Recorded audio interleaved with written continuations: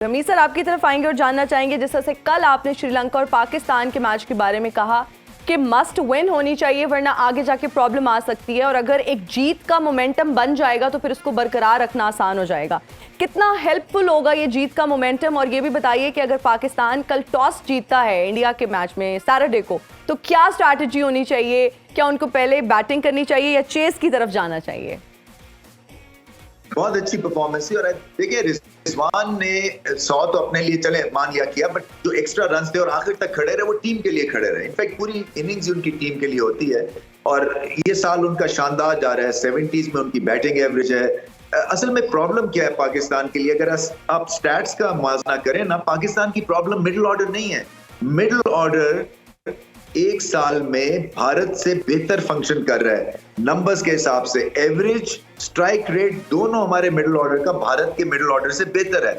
हमें problem 1, 2, 3 top order में है, क्योंकि जैसे कि अब तो न्यूज ये ओपन हो गई है कि 1000 बॉल हो गए हैं कि पावर प्ले में छक्का नहीं मारा पाकिस्तान ने ओडीआई में। 1000 बॉल, मगर क्या है कि मैच जीत जाते हैं और ओडीआई की बेस्ट टीम भी है। तो ये सही कहा, आई थिंक मैं किसी का ट्वीट पढ़ रहा था कि ये लॉजिक के ऊपर पाकिस्तान टीम जो है ना मुंह पे थप्पड़ मारती है, क्योंकि ये लॉजिकल नहीं है। टीम जो छक्का ही नहीं लगाती है पावर प्ले में वो 345 आराम से कर जाती है, मगर ये प्रॉब्लम असल में टॉप ऑर्डर में हमें ज्यादा है। बिल्कुल रमीज भाई, आपसे लास्ट क्वेश्चन करना चाहेंगे। ओबियसली आपने कमेंट्री के लिए जाना है। आज दूसरा मैच, मेन मैच की बात करें तो अभी भारत का खेला जाएगा अफगानिस्तान के अगेंस्ट दिल्ली में। एक तो पिच के बारे से बताइए और दूसरा ये बताइए कि अफगानिस्तान की अगर टीम को देखें तो बिट्स एंड पीसेस में और परफॉर्मेंस आ जाती है। इनको भी अब काफ़ी टाइम हो गया, एग्रेसिव क्रिकेट खेलते हैं। क्या कोई आउटसाइड चांस देखते हैं या आपको लगता है कि भारत इजीली इनको इस कंडीशन में थ्रू कर जाएगा?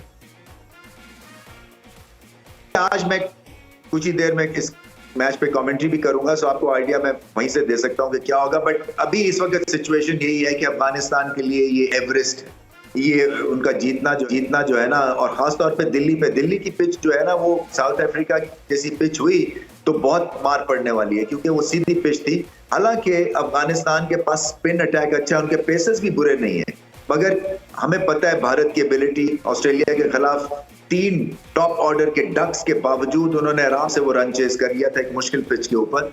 मगर देखिए अफगानिस्तान को कोई चीज हारने की जरूरत नहीं है। They've got nothing to lose। तो वहां जाएं, अपने आप को एक्सप्रेस करें, जरा थोड़ी हिम्मत से खेलें और ये हेडलाइंस बनाने वाला मौका है। कहीं अब देते हैं तो बहुत बड़ा अपसेट होगा ये, और अपसेट होने के लिए भारत को बहुत खराब खेलना पड़ेगा और अफगानिस्तान को बहुत अच्छा खेलना पड़ेगा। खास तौर पे उनकी बॉलिंग को बहुत अच्छी बॉलिंग करनी पड़ेगी। बहुत अच्छी बॉलिंग करनी पड़ेगी। बिल्कुल सही कहा आपने। Thank you so much Ramiz sir, आपके टाइम का। आपसे तो रात को मुलाकात होगी क्रिकेट वर्ल्ड कप मस्तिया में। याकूब भाई, हम बात कर रहे थे ब्रेक से पहले उसामा मीर के हवाले से।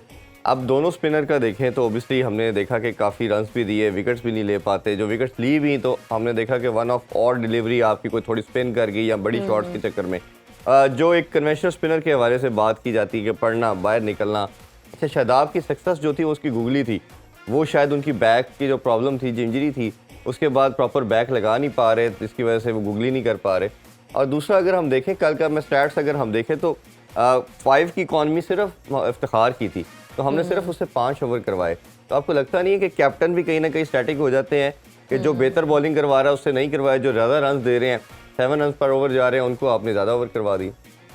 देखिए बात यह है कि आप एज बॉलर एक इम्पैक्ट डालते हैं, कॉन्फिडेंस है आपका कप्तान के ऊपर, लेकिन आपने डे बाय डे पिचेस को देखना है, ऑपोजिशन को देखना है, मिडल में आपने विकेटें लेनी।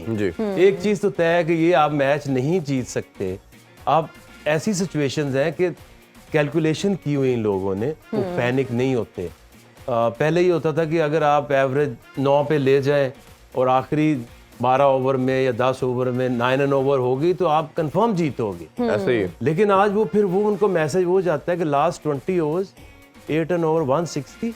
ये कौन सा स्कोर है? अगर विकेट्स इन हैंड है तो वो हो जाएंगी। अब ये जो T20 ने इम्पैक्ट डाला है 50 ओवर के ऊपर, इसको समझने की जरूरत है। बॉलर्स भी कई दफा डिसअपॉइंट हो जाते हैं कि मैं 6 ओवर जा रहा हूँ, बट यहाँ 60 रन और अगर आप 2 विकेटें ले लेते हो तो ये अच्छी परफॉर्मेंस है।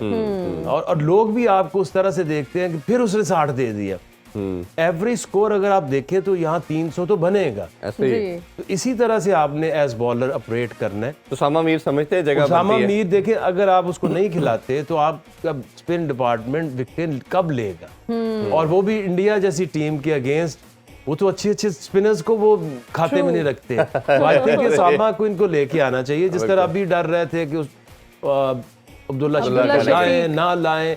हाँ और जी। एक चीज बड़ी जरूरी है for fans and for Pakistani team, India से जीतना वर्ल्ड कप जीतना नहीं है। हाँ ये बड़ी वन ऑफ द गेम। इसके बाद डिसअपॉइंटमेंट्स नहीं आनी चाहिए, ना लोगों में आनी चाहिए, ना टीम में आनी ना चाहिए। टीम में ना आनी टीम में आनी चाहिए। ये चाहिए। वर्ल्ड कप खेलेंगे ना कि इंडिया को हराने। कराएंगे बिल्कुल इंशाल्लाह। Let's hope for the best. खेलों से रिलेटेड तमाम अहम खबरें और अपडेट जानने के लिए सुनो न्यूज़ के यूट्यूब चैनल को भी सब्सक्राइब करें और बेल आइकन को क्लिक करना मत भूलिएगा।